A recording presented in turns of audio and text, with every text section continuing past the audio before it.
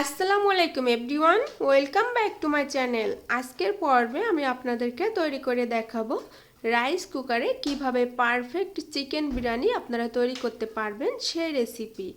আজকে এখানে আমি কোনো বাইরের কোনো ব্র্যান্ডের বিরিয়ানি মশলা ব্যবহার করি নাই, সম্পূর্ণ ঘরোয়া উপকরণ দিয়ে ঝটপট এই চিকেন বিরিয়ানি রেসিপিটা আপনাদের মাঝে শেয়ার করছি। আশা করছি আমার আজকের এই রেসিপি আপনাদের কাছে অনেক বেশি ভালো লাগবে আর অনেক সহজও লাগবে। আর আমার এই ভিডিওটি থেকে আপনাদের যদি বিন্দুমাত্র উপকার হয়ে থাকে তাহলে আমার ভিডিওটিতে একটি লাইক দিবেন আর আমার চ্যানেলটিকে সাবস্ক্রাইব করে নেবেন। পরবর্তী ভিডিওর নোটিফিকেশন পাওয়ার জন্য পাশে থাকা বেল বাটনটি অন করে দেবেন।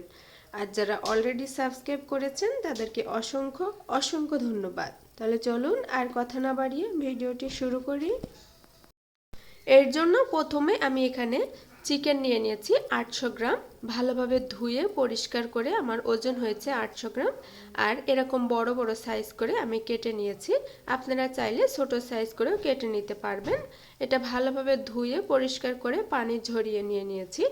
এখন এখানে আমি দিয়ে দিচ্ছি হাফ কাপ টক দই। আপনারা চাইলে টক দইটা স্কিপ করতে পারবেন, কিন্তু টক দইটা দিলে বিরিয়ানিটা খেতে খুব ভালো লাগে আর কালারটাও কিন্তু দারুণ আসে।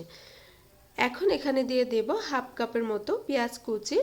আপনারা অবশ্যই এখানে চিকেনের পরিমাণটা বাড়িয়ে কমিয়ে নিয়ে নিতে পারবেন, সেক্ষেত্রে এখানে সবগুলো দেওয়া উপকরণগুলো আপনাদের একটু বাড়িয়ে নিতে হবে। এখন দিয়ে দিচ্ছি হাফ টেবিল চামচ আদা বাটা আর দিয়ে দিচ্ছি হাফ টেবিল চামচ রসুন বাটা।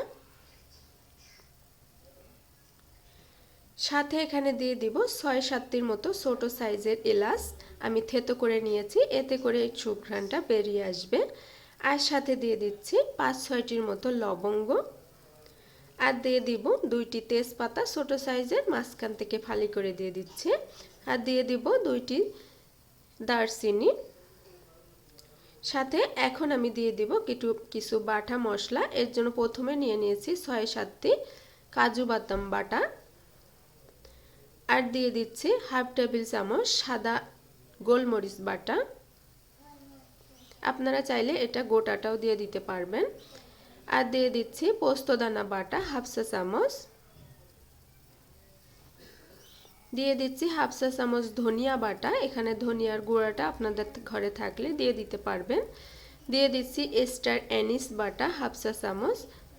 এই স্টার অ্যানিসটা আপনারা যে কোনো মশলার দোকানে গেলে পেয়ে যাবেন। সাথে দিয়ে দিচ্ছি জয়ফল জয়ত্রী বাটা হাফ চা চামচ। দিয়ে দিচ্ছি হাফ টেবিল চামচ টমেটো সস আর একটু ঝালের জন্য দিয়ে দিচ্ছি হাফ টেবিল চামচ চিলি সস। সাথে দিয়ে দিব হাফ টেবিল চামচ সয়া সস আর দিয়ে দিব হাফ টেবিল চামচ ফিশ সস। আপনাদের ঘরে না থাকলে স্কিপও করতে পারবেন। এখন দিয়ে দিব স্বাদ মতো লবণ। এখানে আমি হাফ টেবিল চামচ নিয়ে নিয়েছি। আর দিয়ে দিব হাফ টেবিল চামচ জিরার গুঁড়া। এখানে জিরাটা আপনারা বেটেও দিয়ে দিতে পারবেন। এখন এই সবগুলো উপকরণ ভালোভাবে মাখিয়ে নিয়ে আমি ম্যারিনেট করে রেখে দেব আধা ঘন্টার জন্য। কমপক্ষে আপনাদের হাতে যদি সময় থাকে তাহলে 1 থেকে 1.5 ঘন্টা অবশ্যই ম্যারিনেট করে রেখে দিবেন, তাহলে মাংসটা খেতে ভালো লাগবে। আর যদি সময় না থাকে আমার মতো তাহলে আধা ঘন্টা অ্যাটলিস্ট রেখে দিবেন ম্যারিনেট করে। এখন আমি চালটা রেডি করে নেব। এর জন্য আমি এই কাপের 4 কাপ পোলাওয়ার চাল নিয়ে নিয়েছি। আপনারা চাইলে বাসমতি চালও নিয়ে নিতে পারবেন। আর এই যে পট, এই পটের 8 কাপ পানি আমি এখানে ফুটিয়ে নেব, অর্থাৎ যে কাপের চাল নেবেন সেই কাপের ডাবল পরিমাণ পানি আপনারা নিয়ে নেবেন। নিয়ে পানিটা অবশ্যই ফুটিয়ে নেবেন, অর্থাৎ গরম পানি দিয়ে কিন্তু বিরিয়ানিটা রান্না করতে হয়। এখন আমি এটি ধুয়ে নেব, অর্থাৎ ভিজিয়ে রেখে দেব কিছুক্ষণের জন্য। ভিজিয়ে রাখলে চালটা খুব ভালোভাবে ফুটে যায় আর ভাজার সময় অনেক তাড়াতাড়ি ভাজা যায়। আর এইভাবে ভালোভাবে কষলিয়ে কষলিয়ে ধুয়ে নেব যতক্ষণ না পর্যন্ত এই সাদা পানিটা বের না হয়। এখন আমি চলে এসেছি আধা ঘন্টা পরে রান্না করার জন্য মাংসটা। এর জন্য আমি প্রথমে দিয়ে দিচ্ছি হাফ কাপ সরিষার তেল। আপনারা চাইলে সয়াবিন তেলটাও দিয়ে দিতে পারবেন। এখন আমি যেটা করব সেটা হলো তেলটা গরম হয়ে গেলে এখানে আমি দিয়ে দেব 3টি মাঝারি সাইজের আলু। আপনারা চাইলে আলুটি অবশ্যই স্কিপ করতে পারবেন। বিরিয়ানিতে অর্থাৎ চিকেন বিরিয়ানিতে আলু দিলে বিরিয়ানিটা খেতে ভালো লাগে, এজন্য আমি এখানে মিডিয়াম সাইজের 3টি আলু নিয়ে নিয়েছি। আর এটি খুব ভালোভাবে ভেজে নেব, অর্থাৎ একটু ব্রাউন কালার আসলে আমি এটি উঠিয়ে নেব। এখানে কিন্তু আমি কোনো লবণ ব্যবহার করছি না। আলুটি আমার ভাজা হয়ে গেছে, দেখেন উপরে ভাজার দাগ চলে এসেছে। এখন আমি এটা উঠিয়ে নেব। আর এখানে আমি আর কোনো এক্সট্রা ভাবে তেল ব্যবহার করব না, একই তেলে আমি চিকেনটা রান্না করে নেব। আলুগুলো উঠিয়ে নিয়েছি, এখন যে ম্যারিনেট করা চিকেন সেটি আমি এখানে দিয়ে রান্না করে নেব। এখন যে পাত্র, সেই পাত্রটি ভালোভাবে পরিষ্কার করে নিচ্ছি, অর্থাৎ এর ভেতরে যে মশলাগুলো ছিল সেগুলো দিয়ে দিচ্ছি। দিয়ে ভালোভাবে নেড়ে চেড়ে আমি ঢাকনা দিয়ে ঢেকে রেখে দেব 2 মিনিটের জন্য।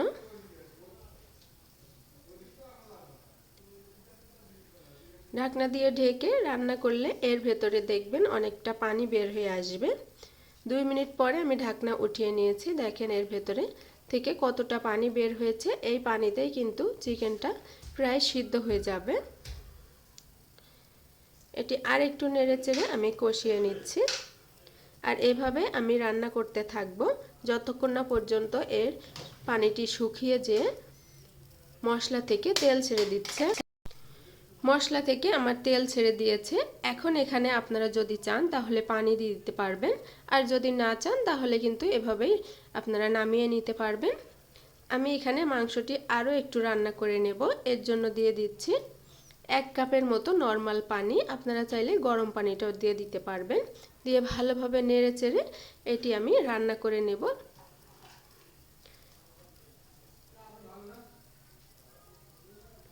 একটি বলক আসা পর্যন্ত আমি অপেক্ষা করব। একটি বলক চলে আসছে, এখন এখানে যে আলুটা ভেজে রেখেছিলাম সেটি দিয়ে দিব, তাহলে আলুটা পারফেক্টভাবে সিদ্ধ হয়ে যাবে। দিয়ে নেড়ে চেড়ে আমি এখন ঢাকনা দিয়ে ঢেকে রান্না করে নেব যতক্ষণ না পর্যন্ত পানিটি শুকিয়ে যাচ্ছে।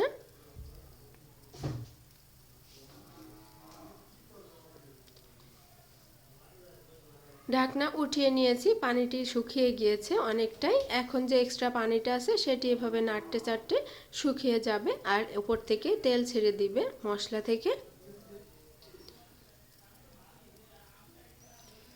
এখন আমি এটি চুলা থেকে নামিয়ে নিচ্ছি। আর চুলায় একটি প্যান বসিয়ে দিয়ে এখন আমি চালটা ভেজে নিব। এর জন্য প্রথমে দিয়ে দিচ্ছি 1/2 কাপের মতো সয়াবিন তেল। অবশ্যই আপনারা এখানে সরিষার তেলটাও নিয়ে নিতে পারবেন। তেল গরম হয়ে গেলে এখানে আমি দিয়ে দিব 1/2 কাপের মতো পেঁয়াজ কুচি। এই পেঁয়াজটা আমি বেরেস্তার মতো করে ভেজে নেব। আপনারা চাইলে পেঁয়াজ এখানে বেরেস্তা করে উঠিয়ে নিতে পারবেন, তবে আমি এখানে কোনো উঠিয়ে নেব না। আর এখানে এক্সট্রা ভাবে কোনো মশলা আমি এখানে অ্যাড করব না।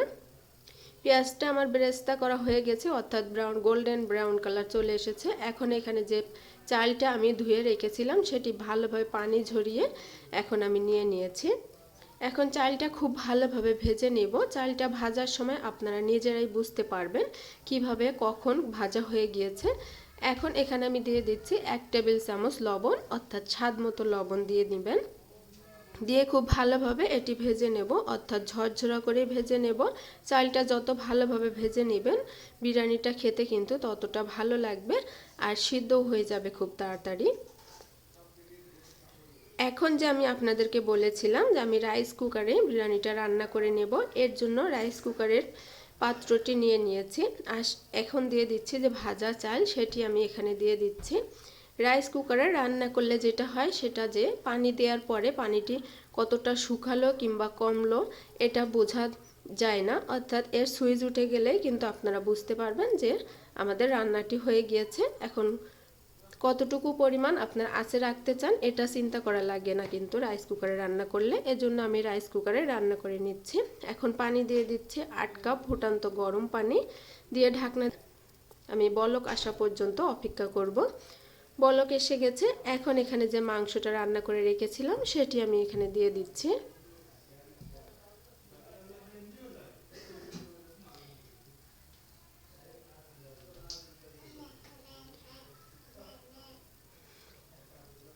মাংসটা আমি এখানে দিয়ে খুব ভালোভাবে নেড়েচেড়ে আমি ঢাকনা দিয়ে ঢেকে আরও কিছুক্ষণ রান্না করে নেব। এখানে ভিউয়ার্স আপনারা অবশ্যই খেয়াল করেছেন আমি কিন্তু এখানে কোনো হলুদ ব্যবহার করি নাই। বিরিয়ানিতে হলুদ দেয়া আমি পছন্দ করি না। তাছাড়া বিরিয়ানিতে হলুদ দিলে মনে হয় বিরিয়ানি খাচ্ছি নাকি খিচুড়ি খাচ্ছি। এজন্য আমি এখানে কোনো হলুদ ব্যবহার করি না। তবে হ্যাঁ, আপনারা অবশ্যই চাইলে হলুদ ব্যবহার করতে পারবেন। এখন ঢাকনা দিয়ে ঢেকে কিছুক্ষণ রান্না করার পরে ঢাকনা উঠিয়ে নিয়েছি। এখন এখানে দিয়ে দিচ্ছি 1 টেবিল চামচ কেওড়া জল আর দিয়ে দিচ্ছি 1 টেবিল চামচ গোলাপ জল। আপনারা চাইলে গোলাপ জলটা স্কিপ করতে পারবেন। এখন ভালোভাবে নেড়েচেড়ে আমি মিশিয়ে নিচ্ছি। এখানে কিন্তু আমি এক্সট্রাভাবে কোনো বিরিয়ানি এসেন্স ব্যবহার করছি না। গোলাপ জল আর কেওড়া জলটা দিলে দেখবেন খুব সুন্দর একটি স্মেল বের হবে। এখন এখানে দিয়ে দিচ্ছি 5টি কাঁচামরিচ, এতে করে সুন্দর একটা ফ্লেভার অ্যাড হবে। ঢাকনা দিয়ে ঢেকে আমি এটি রান্না করে নেব 15 মিনিটের মতো, চুলাটি অফ করে, অর্থাৎ রাইস কুকারের লাইনটি বন্ধ করে আমি এখানে রান্না করে নেব 15 মিনিট। 15 মিনিট পরে দেখেন এটি কত ঝরঝরা হয়েছে, একেবারেই পারফেক্টভাবে হয়েছে। এখন এটা আমি পরিবেশন করে নিয়ে নিচ্ছি। তো ভিউয়ার্স, তৈরি হয়ে গিয়েছে আমাদের রাইস কুকারে চিকেন বিরিয়ানি রেসিপি। আশা করছি আমার আজকের এই রেসিপি আপনাদের কাছে অনেক ভালো লাগবে আর অনেক সহজ। আর আপনাদের কাছে এই ভিডিওটি যদি ভালো লেগে থাকে তাহলে আমার চ্যানেলটিকে সাবস্ক্রাইব করার অনুরোধ রইল। আর আমার এই ভিডিওটি যারা ফেসবুক থেকে দেখছেন তারা আমার পেজটিকে অবশ্যই ফলো দিবেন আর একটি লাইক দিয়ে আমার পাশে থাকবেন। আজকে এই পর্যন্তই, অন্য কোনো রেসিপি নিয়ে আবারও চলে আসব। সে পর্যন্ত সবাই ভালো থাকবেন, সুস্থ থাকবেন। আল্লাহ হাফেজ।